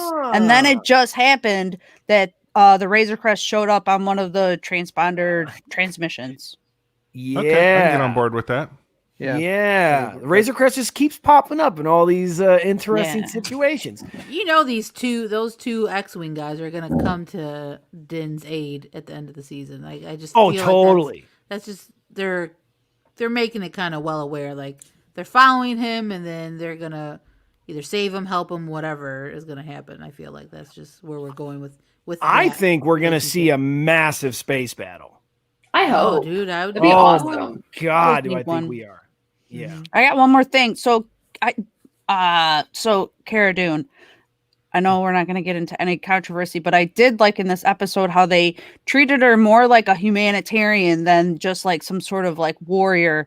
When her and Grief and Mando were talking about, like getting the Empire out of Navarro, he kind of wanted it for like a business proposition, but Cara wanted it to like free the planet. Mm-hmm. And then to see her talking about or being somewhat, taken aback by what happened with Alderaan and all of that, I feel like they're really trying to put a little bit more emotional weight into her character, or they might just axe her. I don't know, but fingers crossed. I love that. I love that for you. But I have to say, like, go ahead. Well, I was going to say, it's a good point. I mean, listen, I am You all know how I feel. You can follow me. My Twitter handle's right here. You know how I feel. It's, but I'm not going to dive into it on this show. But if you want to come at me, you can.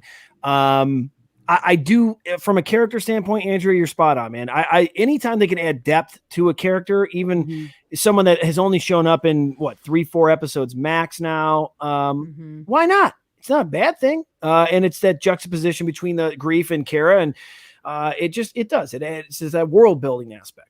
Maggie, go ahead. The thing that I thought was really interesting was, like, obviously, like, hindsight 2020, like the fact that last year they wrote like a perfect opening for that character to exit with grace, so to speak, of like leaving and joining the New Republic, and it can happen off screen. I mean, I think we're probably going to see her again at the end of the season, just based on like her posting about wrapping in February, which was like the last episode.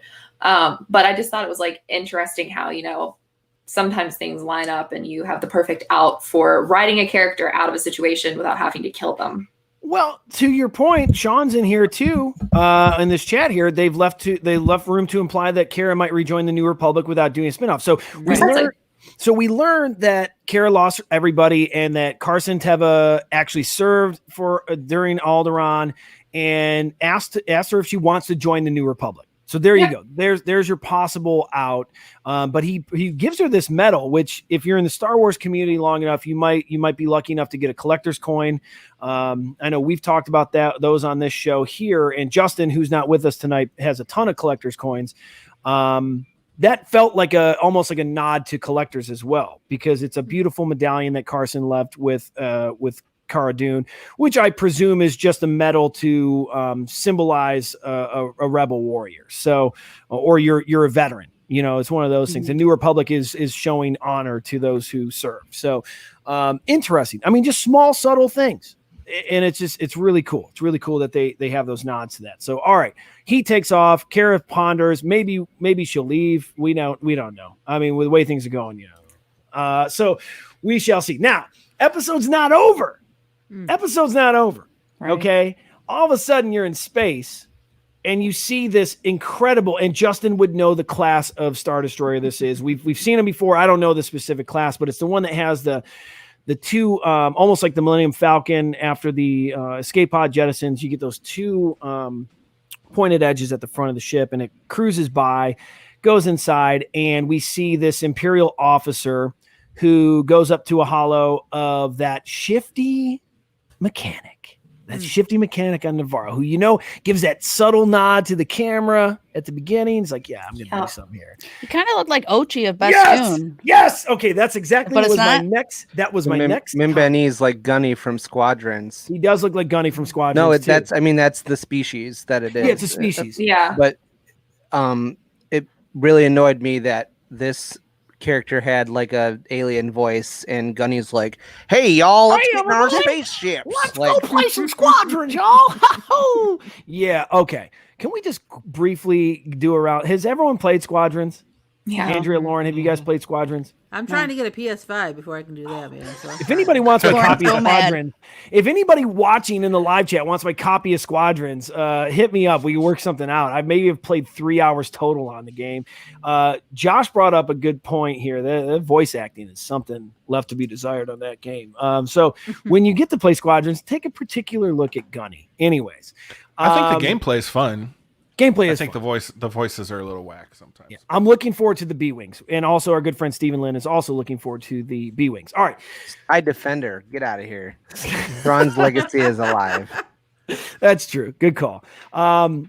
So anyway, Ochi Bastoon, from very brief moment in Rise of Skywalker, we know Ochi is a Sith assassin, but because of the Snoke possible breadcrumbs in this, it did lead me to the same thought, Andrea, that this could be, I don't know. I mean, Ochi's like super deformed. It is the same species, but Ochi is deformed, and there is Ochi doesn't have a species listed on Wikipedia. Oh, are you serious? Okay. Yeah. Then. He does. The thing that he's missing is the head ridges. So if there's Mimbanese that don't have the head ridges, then he totally is. But if they're not all red, like all the other ones we've seen have been red. there is a comic coming out, and I forget what series it's in. It's in a new upcoming comic where they actually have Ochi Bastoon in it. So we'll see. We'll see. Now, Ochi Bastoon in the comic has like a Batman type costume. You can Google it. You can find it. Ochi Bastoon comic. It's a really interesting costume. I love it. Oh yeah, so, he fights. I won't. I won't. I've read the comic that he's in. He's wearing a helmet the whole time though. Yes. Yeah. Looks like Batman. So all right, here we go. Could be Ochi, probably not, but very similar, strikingly resemblance there. Now this, we'll just call him Ochi for namesake. So Ochi's talking to the Imperial officer, says, "Yeah, man, I planted the tracking fob." And then the officer says something interesting. We'll reward you in the new order. The new era. New era. Ooh, for all you Aftermath fans, that's pretty sweet. I like that. That line was super cool. And then that same officer goes to a different room and finds none other than our good friend Giancarlo, aka Moff Gideon, looking super pissed. Like, bro, can't you see him just looking at these robots here? Like, why did you interrupt me? Look at this face. He's so pissed. And she delivers the news. Yo, the Razor Crest is alive. The Razor Crest is kicking. And the Mandalorian still has the asset. Gideon's super stoked. He's like, all right, man, cool. I'm down. Take a look at, here we go. Here, let me load these up. He goes, he's like, take a look at this. We're prepared. We're ready to go. And I have a bunch of dark troopers at my disposal. Now, here's the thing. Barely see him. You could barely see him. You can't make it out. I got a beautiful television. It's massive. I didn't know what they were. I was like, man, these are advanced TIE fighters. These are like weird super troopers, whatever. They have to be dark troopers. I thought they were some kind of weird version of Vader's suit to keep that half alive thing in the jar alive. Yeah, maybe. Which you could be right. You could. I don't know. You can barely see him. You can just see that it's a suit. You see the little reflections. You can't tell. Mm-hmm. It's very reminiscent of Dark Troopers, which to those who haven't played certain video games, who haven't read the expanded universe, they are like we want to talk about battle droids, B1 battle droids being massive and hulking. These Dark Troopers, they have impenetrable armor. They're fast as hell. They have super weaponry, jetpacks. They're no joke. And they're powered by the Force. So here's the thing. This is all new to me, honestly. This is really? Okay. Yeah. This is so to Kyle's point, it could very well be that they're trying to create a Force sensitive human to go inside of these suits, right? To be really the ultimate warriors. So it's a wrestling thing. If you guys know. Josh likes wrestling. Speak to me, warrior. Ooh, shaking the ropes. So here's the thing. And then, okay, Sean puts it in here. Sean puts it in the trap. The audio description for the episode refers to them as Dark Troopers. Y'all, you're not ready. You're not ready for this. You're not ready. They're Dark Troopers. It's so those are just suits. So obviously that's not like that. I was thinking those are people like chilling, like getting. I don't know. I thought, given the fact that it looks like there's wires attached to them, that they might actually have people inside of them that they're waiting to like straight off turn on, basically. Do you guys remember when there was of the rumor when Rogue One came out that the Death Troopers might be zombies? Yeah. Oof. It's been a few years since the movie came out. Weird Star Wars. I'm in for all of this. We know Mike Harris would like that because Mike Harris is a horror junkie. So. Might troopers. Like the zombie troopers. And I'm just saying, we've already had a lot of horror this season. They leaned into the horror trope. Yeah, true. This is the first episode without a monster, right? Into it, yeah. Right? Am I crazy? Yeah, I mean, first episode without a monster. The monster, The Mythra could technically be the creature from the Black Lagoon. You're right. He does have the creature from the Black Lagoon. Who I almost told you, Kyle, when you said that Gil was too on the nose. The official name of the creature is the Gill Man. It is. Yeah. Is it really? Yeah. Oh, God. Terry the Gill Man. I love it. Wait, hold on. So the name of that creature is like that species is Gillman? Is that what you're saying to me? The creature from the Black Lagoon is also called Gillman. The Gillman. Oh, the Gilman. Oh, yeah, I didn't know. You that. thought the Mithril was. I thought you were talking about the Mithril. I'm like, they call Mithril Gilman? That can't be right. I'm right. So here we are. Now it cuts to the directed by Carl Weathers. We are left with a cliffhanger. This is the type of episode that gave so much and gave you so much more to look forward to. It really did. This was my favorite cliffhanger of the season, for sure. For sure. I mean, think like we said earlier, we have 4 episodes that we have no idea what the hell we're gonna see. Like, we have no clue. Like, right. We assume we're gonna see Ahsoka. So I got my head right now after watching that episode is like, all right, he's obviously gonna go see Ahsoka next episode. I think that's a kind of like not a given, but I think we're just assuming. Honestly, there's been rumors. What was it? I think it was SWNN like months ago said that Ahsoka was gonna be in it and have a lightsaber. Gus from what was it? Whoever the actor is, I call him Gus from Bad. Giancarlo Esposito. Thank you. Yeah, he was in an interview saying that Thank you. Yeah, he was saying that he was going to be using the darksaber.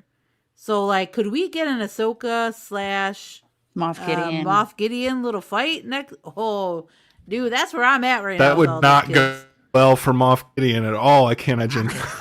You know, I mean, and then, but what if he shows up with all these like zombie-esque like dark troopers, man?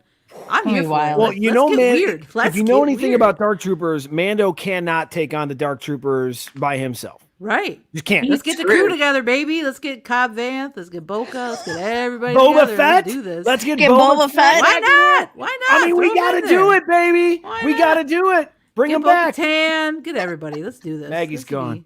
Josh, what you got, man? Chris,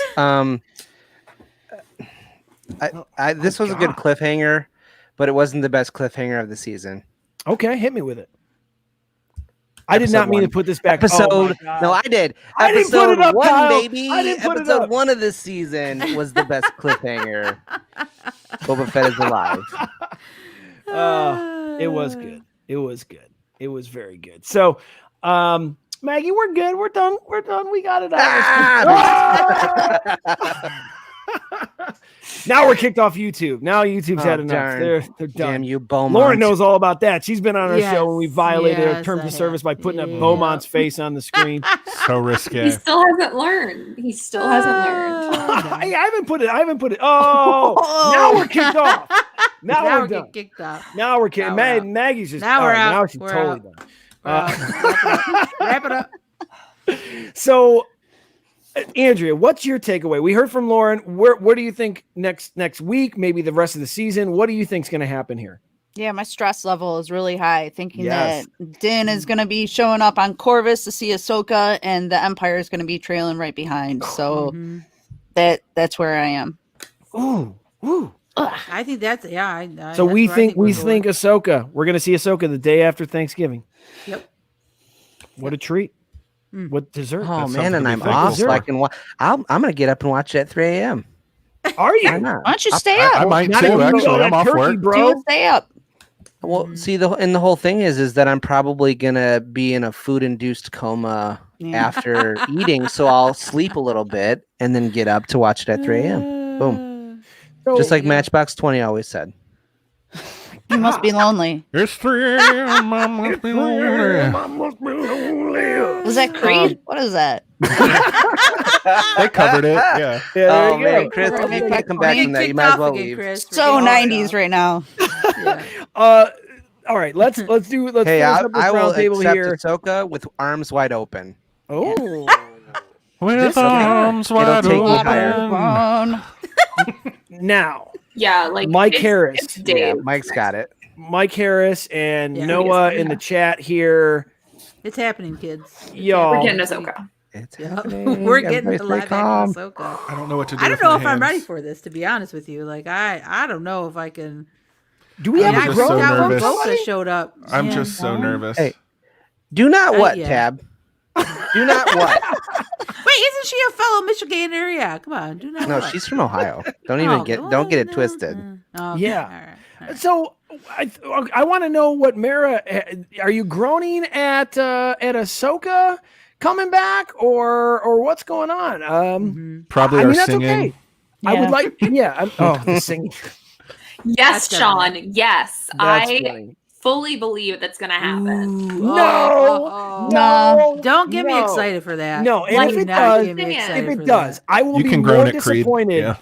I will be more disappointed in him than I would be any scooper that put a scoop out because, bro, like that's way too crazy. I would, to Kyle's point, I he always would love talks it. about Oh my God, I rather would love not it. knowing these type of things to go into it with a full surprise because I'm with Yeah, I don't Maggie wanna on know. this. Yeah, we're leaving. Bye. fine. I'm on team surprise, damn it. I like I am surprises. too. I don't want I don't want to be Would've spoiled. known, Yeah. like it's Maggie has said this before. It's all been a little suspect with that guy and like what's going on. People And, like, retweeting him. Pedro weird. started interacting with him and like Just- liking all of his tweets and like It's all I'm sus, just kids. saying, It's all it's sus. It Yeah. is Maggie, I have a very sus. question. Is how good is he at whining? so good, I mean, because if he's gonna Wow, be Ezra, he's got to be good at so whining. good. Do you think Come Thrawn on. would let him whine? You think Thrawn would let him whine God, like I that? want that Thrawn would story. I don't teach know him if some Thrawn manners. is in control right now. He grew I out of his See a live whining. action Purrgil. I want to see it. What if Purrgil are in the atmosphere of Corvus? I mean, that's a dead giveaway. Okay, so That's a good here's one. my theory. Like, what if? Because we know that everybody that Mando interacts with is like, before I help you, I have something I need you to do for me. So what if he gets to Corvus and Ahsoka's like, hey, I need some help getting like to this friend of mine, and like he has to help her get to Ezra. As if Ahsoka would need help from the likes Exactly. of him. But see, Please. I mean, Please. what Unless she if- just hey, needs the ship. Please. yeah, like maybe It's like a frog ship, lady. or she Yeah. needs like backup because everybody should work in pairs when you're Agreed. dealing with these things. Agreed. I mean, Mando is slowly learning that himself, and so I mean, just like, what if? What if? I do feel that here. I do genuinely feel we will see Ezra. I do do too. genuinely feel And it we will see seems Ezra. right if it's a Dave episode, and it's Dave's one episode this season. Oh, you think we're going to see Ezra? I think Friday? I think we could No, get a hint no. of it. I think I don't we think could it's get a hint. Friday. Okay, how about this? How about mention? We can get another mention. how yeah. about Din gets to Corvus, meets Ahsoka, says, "Are you the Jedi?" She repeats her classic line, "I am no Jedi, but I know another Jedi." And I don't know what that means. Or listen to this. How about this? Ezra and Thrawn with the Purrgil actually defined where the Yoda species comes from. And then that he is the key. Ezra is the key to deliver the child to the species. Ezra's the only one that knows. The Purrgil know. The Purrgil know. And that's, I mean, that to me would be incredible as a send-off. It's gonna be interesting how they do the next episode, because are we just gonna get Ahsoka right off? Are they gonna like ease into it? Is she gonna be like at the very end? Lor of it? Like, what- Santeca style. I Lor expect her Santeca to- style. Yeah. Go ahead. Yeah. In the what do you got, beginning? Ken? I was thinking she would be at the very end, but now if Dave's That's what I directing the think, whole too. episode, then she might just be in the whole thing. But I forgot what I was gonna say. It was I'm gonna good. say I'm mid so up, like excited. Bo-Katan, mid In episode. the mid, yeah, that makes sense. I mean, because we gotta obviously he's gotta get there, and maybe something happens. Who knows? I I think remember it'd be now. similar to Bo-Katan, like pretty early Yeah. in the Like a episode. hero story, like she saves the child or somebody. Can she please say Baby Yoda? Like, it's a Baby Yoda or something, just to canonize that, because they canonized the stupid May the Force be with you. She knows a Yoda. She She knows knows Yoda. Yoda. She knows Exactly. Yoda. Well, if it's that's- the that's first what I time was she's gonna seen the say. species since. Even though Probably. she's not technically a member of the Jedi Order anymore, there's still no one who knows more about the Jedi than her, including Luke Skywalker. Like, Oh, she no, yeah. grew up She- in the temple, Like- and like Yeah. she knows more about it than She anybody could say Baby alive Yoda. now, probably. Mm-hmm. Oh my god, She could say it. It's a Guys. baby Yoda. my brain is spinning so. Could you fast. imagine if they canonize that and we can just That'd like be great. That'd be great. Now honestly. Scott That would be here, really fun. Scott's saying Slow burn. slow burn series can't go in all this hard. I don't know, man. I it like could. they have been. I'll tell you what. I feel like this is a full throttle season already.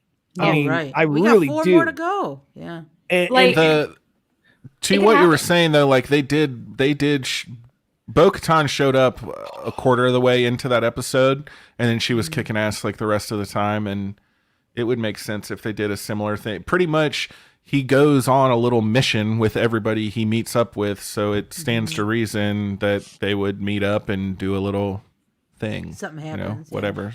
Listen, I think one of the things we're going to see is Moff Gideon use a Darksaber against Ahsoka Tano. I think that the Night Owls are going to come in, help battle the Dark Troopers. It's going to be this massive thing, and the New Republic gets in on it too. I mean, I really think that by the end of this season 2, we're going to see a hell of a battle. One that is would have been deserving for the final chapter in the Skywalker saga. Go ahead, Andrew, before I get in trouble. Hey, I will leave. But what if he gets to Corvus, Moff Gideon gets there, takes the child, Ahsoka never even gets to experience the child. Oh my God. I can see where there's a situation where I think that's where we're going. Like, I think the child does get taken and they have to go get him. That's got to be like what I think that's almost the only way to create real stakes. Yeah, exactly.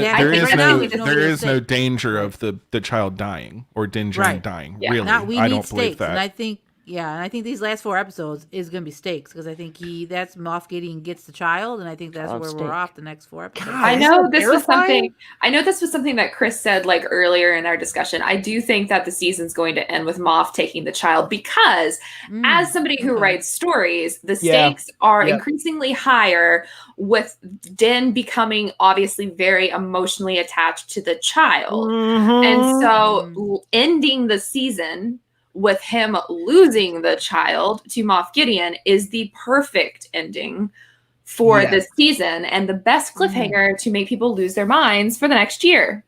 You got to have that cliffhanger. I did earlier in the season predict Boba Fett was going to steal the child, but man, is Moff Gideon way cooler of a story than old man. And I need more Moff Gideon. Like, he has not been in this season as much as I was hoping he was going to be in because he is such a talented actor. Yep. And so fingers crossed with these next 3. I think he's on everything. I think he's going to be super involved in these last 4 episodes. I think they're starting. I think they're setting that pathway of him being in like important in these last 4 episodes. I think it's going to show. It's going to show. Yeah. We kind of breezed through this already, but like, if we get Ahsoka and Ezra, you pretty much have to have Sabine because then there's why would Ahsoka have met up with Ezra and then he's around, but Sabine is not? No. Like at least Thrawn is like not part of their crew. So if they had met up with him, he could have like potentially gone off on his own thing. You could explain that to me. You could not explain to me why Ahsoka and Ezra ended up together, but Sabine did not. I don't think you need a master tactician. A master tactician that knows the Empire inside and out to defeat them once and for all. Right on. That is Thrawn, who is going to bring that. Thrawn, though? Pierce Brosnan, clearly. Do you think he would do the Mandalorian though? No, God no. And I don't want Pierce Brosnan as Thrawn. That's the weirdest. That's the weirdest Thrawn look I've ever seen. Here, you got to have someone with stellar cheekbones, no question, and someone that can pull off that voice. My God. Okay, by the way, last question I'm going to ask probably tonight because we're wrapping up here in just a few minutes. Is Ashley Eckstein going to dub the voice of whomever is God, the I actor? hope so. God, I hope so. No. As much as I want it's not going to sound right. It won't. She doesn't. Yeah.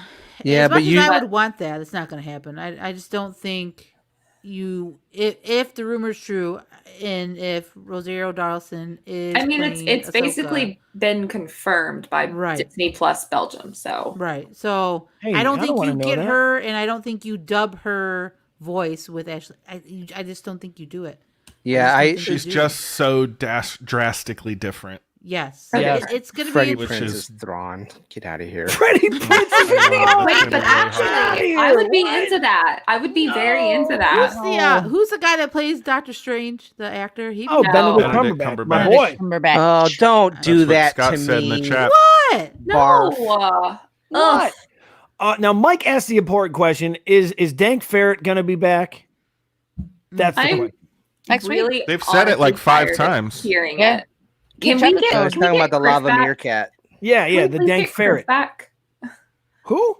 Criff, just saying Criff instead of Criff. Dave Ferret. I miss Criff. Criff is good. Criff is good. So, okay. This is going to be interesting. No matter how it plays out, this is just going to be interesting. And to Sean's point here, Sean.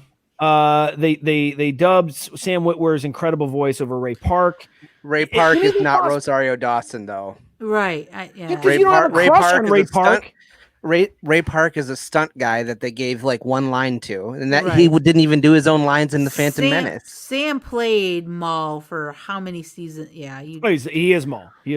As much as I want Ashley to do that, and I think I think we would all want that as fans, as Ahsoka fans. I just don't think you do that when you get a actress like Rosario Dawson. I just don't think you do it, but I mean, I could be wrong. It's going to be weird. Maybe just for us. And listen, it's not going to be weird for those folks who just started watching The Mandalorian that don't really understand what we understand and the love and the years. She's not like a niche character anymore, though. She's pretty much mainstream as close as you can get without being live action. Agreed, Josh. I noticed that too. I was definitely surprised she wasn't in the holiday special. That was a weird. That was a weird choice. Rise of Skywalker. That's true. But to Kyle's point, though, you could argue within, I think, the Star Wars fan circle, she's not niche, but not at all. For people that are watching The Mandalorian for the first time and don't really know a lot of Star Wars, me and Andrea talked about this in our they don't know latest Ahsoka episode, right? Yeah. They don't know Ahsoka. Where's they don't Dark know who Vader? Bo-Katan was. Yeah, where's they don't Dark know any Vader? of this like that. Yeah, they don't. I like Dark Vader. Yeah, they don't know that like Bo-Katan is like literally the true heir to Mandalorian. Like they don't know anything. No, they think she's a villain. But I hope they discover it. Discover it. This is a beautiful part about The Mandalorian. It is like I think we've all kind of been talking about like what they're pulling in from even like you guys are saying the EU stuff, which I'm not aware of, but they're pulling in Clone Wars, Rebels characters and things that we are aware that now like as super fans we can tell like friends of ours or family members who are watching it and are just kind of they don't know Star Wars. Okay, you should watch these episodes of Clone Wars, of Rebels. You'll get to know this character more, this and that. So there's different the avenues and pathways that this can have people shoot off into to dive deeper into Star Wars is huge. Yeah. But again, like with the Ahsoka thing, for us it's going to be weird. But for other fans, they're just gonna be like, "Oh, who's this Jedi? Right? She was Anakin's Padawan." Like people are gonna lose their. Anakin had a Padawan. He wasn't even a master. Right, right. Well, so they're gonna lose their shit when they find out that this chick was Anakin's freaking Padawan, and I'm gonna love it because it's gonna be like you guys are so like 10 years, 20 years like late. I told you, motherfuckers, you should have watched the cartoons. The adult programs. Okay. So my last piece here, I feel. This is Star Wars building their version of the Avengers. Ooh. It really is. You're putting together all these incredible characters. You're learning little bits and pieces of it. We're not going to get full feature films on Bo-Katan or Ahsoka, but they're putting together the crew. Don't kill our wish list. You don't know that? I don't know that. You're right. We're going to get the young Ben Solo adventures on TNT, so we're fine. But the don't say that too loud, Chris. They'll find you. Maggie. Not if I mute everybody first. So here's the thing. I really think they're building their Avengers squad up right now, and we're going to see them go after these Dark Troopers and Moff Gideon, and we're going to have that Avengers showdown maybe at some point, maybe not until the end of season 3. I don't know. More story development, more character development, but I think that is it's the only good thing for Star Wars. We're getting more classic characters created here, and I'm here for it. So I'm. Is everyone satisfied with this episode?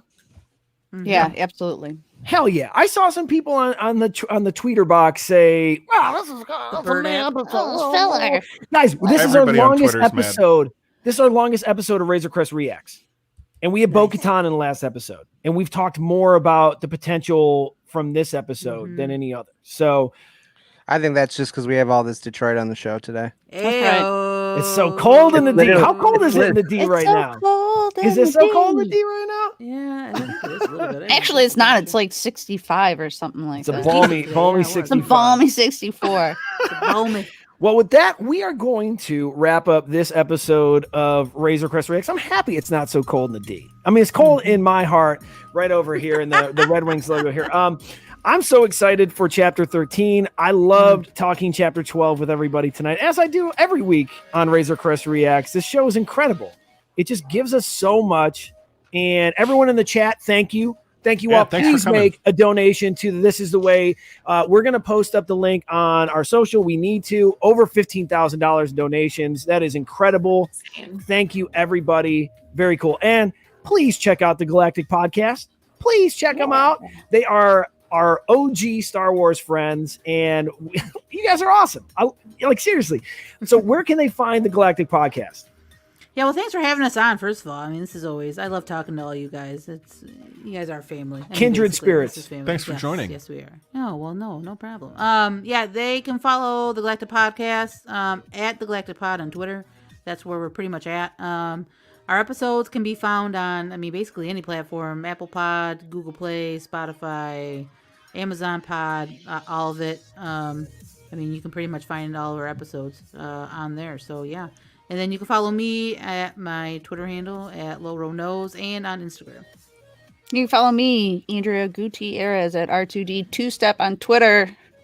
Tweet about BTS. Oh, killer handle. Love that. And both of our shows have just recently hit our 1-year anniversary. So thank you to everybody that wants to. Yeah, happy anniversary to you guys. This is anyone that enjoys genuine Star Wars content. Our shows deliver that as much as we possibly can. So that's why we always hang out. Because we're real. We're real. Midwesterners. Yep. We keep it real. So plus mad respect for a Star Wars / Dave Matthews mashup. There's that's the best thing. Always. If you want to yell at me about anything that I said about Rise of Skywalker or Carano, go ahead. At No One Is Chris. Come it's find pronounced me. Corona, Chris. Corona. All right. Where can they find the rest of you guys at? Maggie. This is Josh. I don't know if anyone noticed that I changed my name to Stevie Y. I saw on the screen. I noticed. Hey, and you can check my upcoming Low Maneuvers mixtapes coming out soon, and you can follow me on Instagram and Twitter at Battle of Tanab. Oh yeah. This is Kyle, and I am at Lil Maneuvers on Twitter and Instagram. I'm just kidding. KB_legend. But I will take it if you don't watch it. Too on brand. And this is Maggie, and you can find me at Maggie of the Town. Oh, yeah. And you can find Maggie and me tomorrow on the Geeky Waffle Mando chat. Yes. So what time is that, Maggie? That is at 8 o'clock EST over on the Geeky Waffle YouTube channel. I am going to make everybody super uncomfortable with my old man jokes. I am going to bring it so hard. Thank you for watching Razor Crest Reacts. This is always a fun night. We love doing this. And thank you to Star Wars for keep bringing the incredible content. Find us at SW Friends Show on Twitter, Instagram, Facebook. Email the show at StarWarsFriends.com. Hey, we're going to end this in classic fashion. May the Force be with you. Always. Always. And also with you. That's the new one. This is the get him out of here. Have a good weekend. No dark side. Bye. Love ya. Bye. Christopher.